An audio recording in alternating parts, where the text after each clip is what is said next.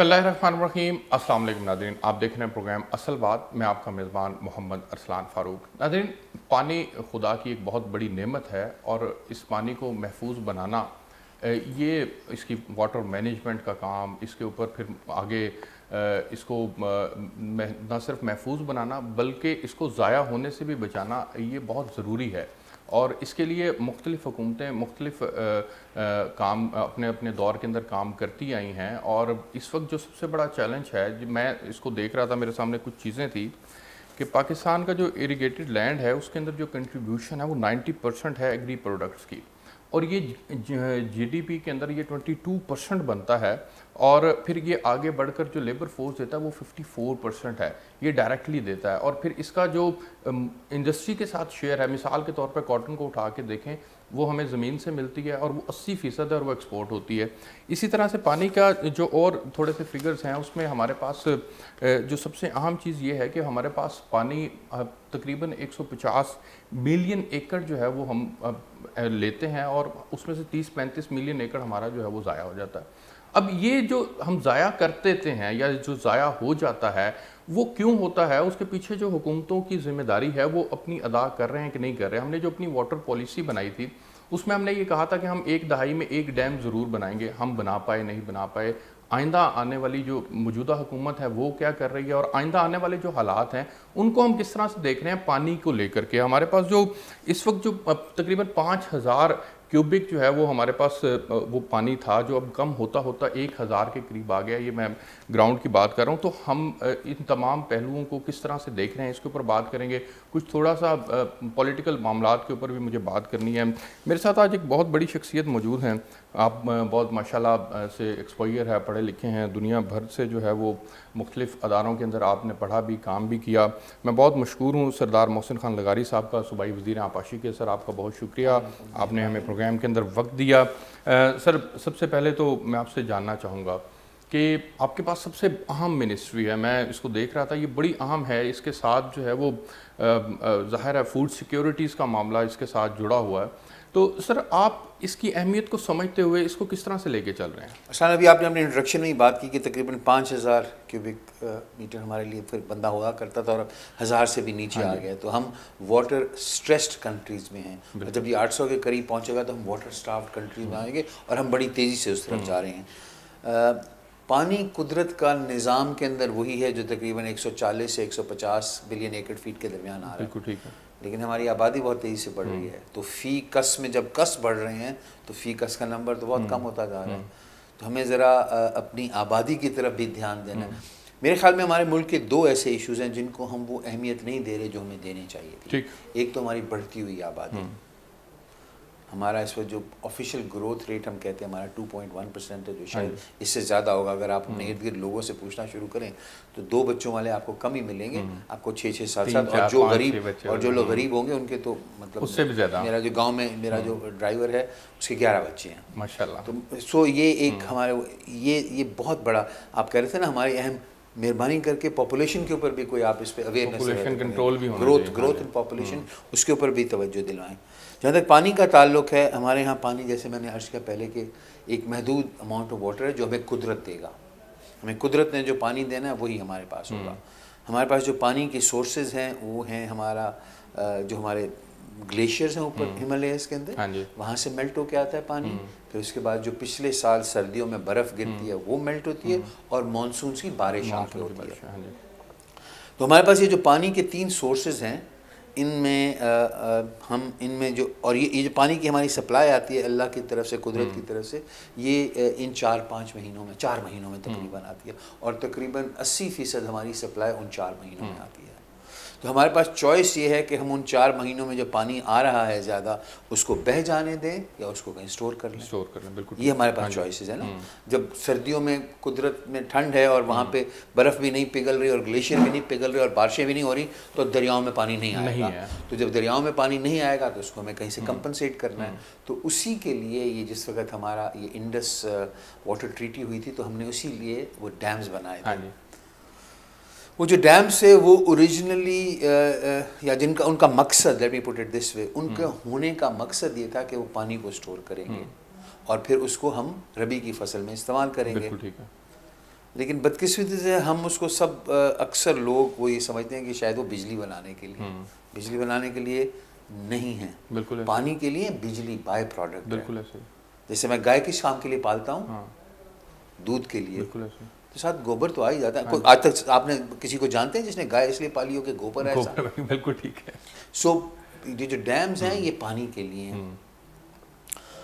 इस पानी ये जो डैम्स हमारे बने हुए हैं उनके अंदर भी इस तरह कि मैं आपको समझाऊं आसान लफ्ज़ों में, प्याले की तरह होती है, और वो जो पीछे से पानी आ रहा होता है उसमें साथ मिट्टी होती है, सिल्ट कहते हैं, तो वो आहिस्ता आहिस्ता भरती जाती है और आपकी जो स्टोरेज कैपेसिटी है वो कम होना शुरू हो जाती है। तो इसीलिए ये प्लान किया गया था कि जैसे जैसे स्टोरेज कैपेसिटी कम होती जाएगी तो हम दूसरे डैम्स बनाते जाएंगे, शिफ्ट हो जाएंगे। बिल्कुल ठीक है। और बदकिस्मती से हम इस पर नहीं कर सके। दुनिया की औसत है कि वो अपना जो उनका एनुअल रिवर फ्लोज होते हैं उनका वो 40% स्टोर कर, दुनिया की औसत 40% है। हाँ जी, बिल्कुल ऐसे कि जिस उसकी जो कैपेसिटी है उसके मुताबिक हमारी 10% से भी कम है। कम है, बिल्कुल ऐसे ही। हम इस पर बिल्कुल कोई तवज्जो नहीं दी हमने, क्योंकि over a period of time हमें वो जैसे मैंने अर्ज़ कहा कि वो हमारी ये शायद ख्याल था कि ये बिजली पैदा करने के लिए, तो हमने कहा जी बिजली तो हम गैस से भी पैदा कर लेंगे, हम कोयले से भी पैदा कर लेंगे, हम फर्नेस ऑयल मंगवा के उससे पैदा कर लेंगे। तो हम वो जो मेन मकसद था उससे हमारी नज़र हट गई, और उनकी वो जो अहमियत थी डैमों की, हमने उनको वो डैमों को अहमियत नहीं दी। अच्छा सर, इसमें हमारा इस्तेमाल भी तो बढ़ गया। हमने एग्रीकल्चर पॉलिसी मैं अर्ज़ करूँ फ़ी कस की जैसे हम बात कर रहे थे, जैसे जैसे आबादी बढ़ रही है ना तो पानी की डिमांड बढ़ती जा रही है। ये जो निज़ाम हमारा डिज़ाइन हुआ है ना, पुराने वक्तों में हुआ करता था, अगर आप भी बुज़ुर्गों से पूछें तो वो भी आपको ये बताएंगे कि 1/3 ज़मीन के ऊपर आप फसल लगाते थे, 1/3 को अगली फसल के लिए तैयार करते थे, और 1/3 को आप रेस्ट देते थे, क्योंकि उस वक्त उसके जो न्यूट्रिएंट्स हैं उनको रिवाइव करने के लिए। तो साल के अंदर तकरीबन 2/3 आपकी जो ज़मीन होती थी उसको पानी सप्लाई करना होता था। तो ये जो सिस्टम है ये डिज़ाइंड है फॉर अबाउट 67%। इसकी अहमियत को समझाना, इसके ऊपर हम कितना काम कर रहे हैं? तब पब्लिक अवेयरनेस के ऊपर क्या काम हो रहा है? कोई काम नहीं हो रहा। मैं बताता हूँ, हम लोग किसी टैक्सेशन दुनिया का सबसे मुश्किल काम होता है, बिल्कुल ठीक, अनपॉपुलर होता है, और किसी भी पॉलिटिशियन के लिए ये कि मैं टैक्स कर रहा हूँ या आप उसको चार्ज करूँगा, वो फैसला करना बहुत मुश्किल होता है, क्योंकि वोटर नाराज़ होता है। तो हमने ये सख्त किस्म के फ़ैसले किए नहीं, हम खुशी करते रहे। 2 चीज़ें होती हैं बेटा, एक होता है राइट डिसीजन, ठीक है, राइट चीज़ करिए, एक होता है पॉपुलर डिसीजन। पॉपुलर डिसीजन ज़रूर करने चाहिए, लेकिन राइट डिसीजन भी करने चाहिए। तो हमारे यहाँ रिवाज ये रहा है पिछले 35, 40, 50 सालों से कि हम पॉपुलर डिसीजन ही करते जा रहे हैं। राइट डिसीजन करने में क्योंकि वो नाराज़ हो जाएंगे। मैं आपको एक और छोटी सी मिसाल देता हूँ, मैं कहीं पढ़ रहा था, मैं पढ़ के हैरान हुआ। कराची और बॉम्बे तकरीबन एक ही जितने, शायद बॉम्बे कुछ बड़ा है लेकिन तकरीबन एक ही।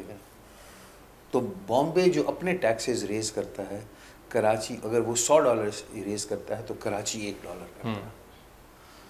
तो क्या बॉम्बे में फिर सर्विसेज बेहतर होंगी कि कराची में सर्विसेज बेहतर होंगी? कराची के अभी जैसे हो रहा है, अभी बारिशें हैं तो जिस तरह शोर मच रहा है, तो कराची वाले जो हमारे भाई हैं वो ये तो ज़रूर गिला करते हैं कि हर चीज़, और बिल्कुल जायज़ है उनका ये गिला, लेकिन क्या उनसे ये पूछा जाए कि क्या आप उसके लिए टैक्सेस पे करने के लिए भी तैयार हो इन सहूलतों के लिए? मेरे लाहौर के जो भाई और दोस्त हैं वो इस बात पे बहुत खुश हैं कि वो मेट्रो बस चलती है 20 रुपये में, और अभी ये ऑनलाइन ट्रेन भी चलेगी। हाँ, लेकिन जिस वक्त ये चलती हैं तो हम उसको कंपनसेट कहाँ से करते हैं? वो राजनपुर के लोगों का जो होंगे उनको वो सहूलत नहीं मिलेगी, क्योंकि यहाँ पे 20 अरब रुपए देने हैं किसी का, मतलब ऑरेंज ट्रेन को चलाने के लिए, तो 20 अरब पूरे पंजाब के वसाइल में से आया ना, उन लोगों को वो सफ़र करेंगे। So paying for the services. London में रहना क्यों महंगा है? इसलिए कि लंदन के अपने टैक्सेस बहुत ज़्यादा है, जो सिर्फ लंदन के हैं, क्योंकि लंदन बड़ा शहर है, उसको चलाने के लिए पैसे चाहिए, तो लंदन के लोग ही मुख्तलिफ टैक्सेस में वो पैसे देते हैं जिससे लंदन चलता है। अगर आप वलायत में किसी छोटे से शहर में चले जाएं तो वहाँ वो कॉस्ट ऑफ लिविंग कम होगी। हमारे यहाँ जो है हम इस चीज़ को, मैं आपको एक और बहुत ग्लेरिंग एग्जांपल देता हूँ जो मेरे दिल में है और मुझे दुखता है। जो लाहौर वेस्ट मैनेजमेंट कंपनी को हम तकरीबन 15 से 18 अरब रुपए साल के देते हैं, ठीक है, और पूरे इस नहरी निज़ाम के देखभाल के लिए भी हम 6-7 अरब रुपए देते हैं। तो क्या तरजीहात ऐसी होनी चाहिए कि लाहौर का गंद उठाना पूरे नहरी निज़ाम की देखभाल से 3 गुना ज़्यादा अहम है? लाहौर के मेरे जो भाई और दोस्त हैं वो जब ये इनके शहर में गंद उठाया जा रहा है तो उसके लिए पे करें ना। तो अगर ये बात अभी, लेकिन उसमें ये कि वो इंटरनेशनल कॉन्ट्रैक्ट है, उसमें हम फंसे हुए हैं, उसमें से हम निकल बिल्कुल ठीक है। लेकिन सर इसमें फिर जाहिर है आपकी जो डिमांड्स हैं, अगर वो आप सीएम साहब के सामने रखते हैं या पीएम साहब के सामने रखते हैं और आप इसकी अहमियत के ऊपर जो है वो जोर देते हैं, तो क्या आपको इसके लिए सपोर्ट नहीं किया जाएगा? देखिए, वसाइल की बात होती है। हम सब बड़ी, जब मैं भी ऐसी पोजीशन में नहीं था ना, मैं भी ये समझता था यार ये क्यों नहीं करता, ये क्यों नहीं करते। Once you get in a place, उसी वक्त आपको समझ आती है कि इसके अपने क्या मसाइल हैं। मेरी थोड़ी सी आदत समझाने की, इसी मेरी बेटी मुझे कहे कि अब्बा मुझे सोने का कड़ा लेके दें, बेटा मुझे कहे नई गाड़ी चाहिए, बीवी मुझे कहे कि मुझे भी तो एक हार ले दो। अब ये तो मैंने देखना है as the head of the family कि कौन से इन वसाइल को मैं कैसे इस्तेमाल करूँ। सबको हर चीज़ तो नहीं लेके लेकिन सर ये तो लग्जरीज में आ गए ना, आपके पानी तो आपके लिए लाइफ लाइन है ना। तो क्या एजुकेशन नहीं है?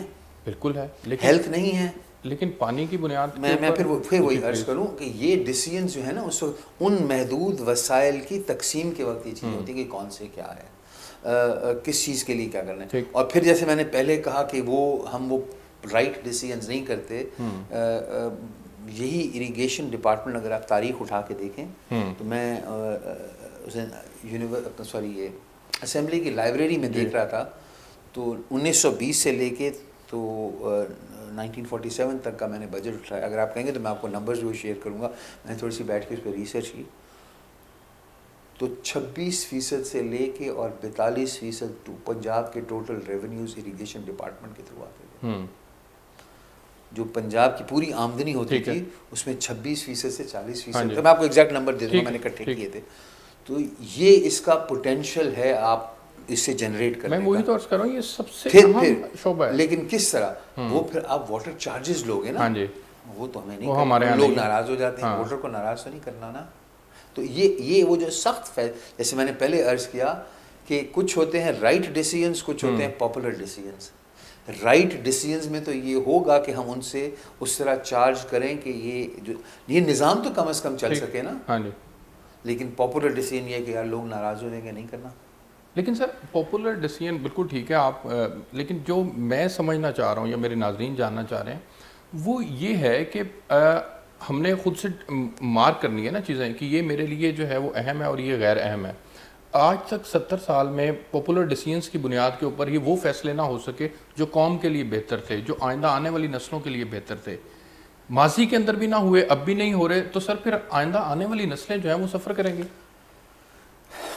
जो वो कहते हैं हम लोग जब फैसले करते हैं कि अगला इलेक्शन मैंने कैसे जीतना है ना, तो आपका विजन या टनल, आप विजन में हो कि आप अगले 5 साल सोच रहे होते हैं। हमें ये सोचने की ज़रूरत है कि मेरे इस फैसले से मेरे आने वाली नस्लों का क्या होगा, मेरे बच्चों का, मेरे औलाद, अपने ही सोच लें, बिल्कुल मेरी औलाद का क्या होगा। तो हम उस वक़्त सही फैसले, सख्त फैसले करने की हमें ज़रूरत है। मतलब बच्चा आपका बीमार हो, वो तो कहेगा कि मुझे मीठी टॉफ़ी खिलाओ, लेकिन उसको कड़वी गोली भी देनी है, उसको अगर टीका लगाना पड़ेगा तो उसको सुई भी लगा देंगे और वो बहुत रोएगा, लेकिन उसके लिए बेहतरी हुई है। सो इसी तरह ये जो फैसले हमें करने की ज़रूरत है किसी भी चीज़ की। आप देख लें, असल में बड़ी बातें नहीं करते, हम बाहर निकलते हैं, अभी ज़रा ये रोड पे भी चले चलते हैं, हम लाल बत्ती पे भी नहीं रुकेंगे, ठीक है। और फिर जिस वक्त वो लाल बत्ती पे नहीं रुकेंगे और पुलिस वाला पकड़ेगा, तो यहाँ शहरों का तो मुझे पता नहीं, हमारे वो देहात में फिर वो फ़ोन करेंगे कि पुलिस वाले पकड़ा हुआ, इसको कोई छुड़वा दो, चलान कर रहे हैं, हर जगह है सर। हाँ करते हैं ना ये। तो क्या इससे हम वो लॉ की फेवरेटिज्म हर जगह पाया जाता है, आपको अपनी पसंद नापसंद की बुनियाद के ऊपर फैसले करने होते हैं, और ये नीचे से लेकर ऊपर तक है। आप कानून तोड़ते हैं, इवन आप कत्ल भी कर देते हैं, तो आप वो रास्ता ढूंढ रहे होते हैं कि इससे निकलना कैसे। मैं अक्सर लोगों को ये चीज़ समझाने की कोशिश करता हूँ। मैं कहता हूँ कॉज एंड इफेक्ट होता है। मैं एक अमल करता हूँ, उसका एक नतीजा निकलना है। अगर नतीजे से मैं मुतमईन नहीं हूँ तो मुझे अपने अमलों को देखना है कि क्या मैंने ये स्टेप्स लिए तो मैं यहाँ तक पहुँचा हूँ। अगर इस रिज़ल्ट पे नहीं हूँ मैं खुश, तो मैं अपने स्टेप्स को रिट्रेस करूँ और कहूँ यार मैं ज़रा कोई और चीज़ ट्राई करके देख लूँ, तो शायद उसे नतीजा मुख्तलिफ आ जाए। एक ही चीज़ को करते हुए हम एक्सपेक्ट करें कि नतीजे मुख्तलिफ आएंगे, तो वो अकल की बात नहीं है। अच्छा सर, मुझे आपने फ़ैसलों की बात की, वो किस किस्म के फ़ैसले होने चाहिए बिलखुसूस इरिगेशन को लेकर के? मुझे ब्रेक पे जाना है, ब्रेक से वापस आते हैं जी। तो सूबाई वज़ीर आपाशी हमारे साथ हैं, मेरे साथ रहिएगा।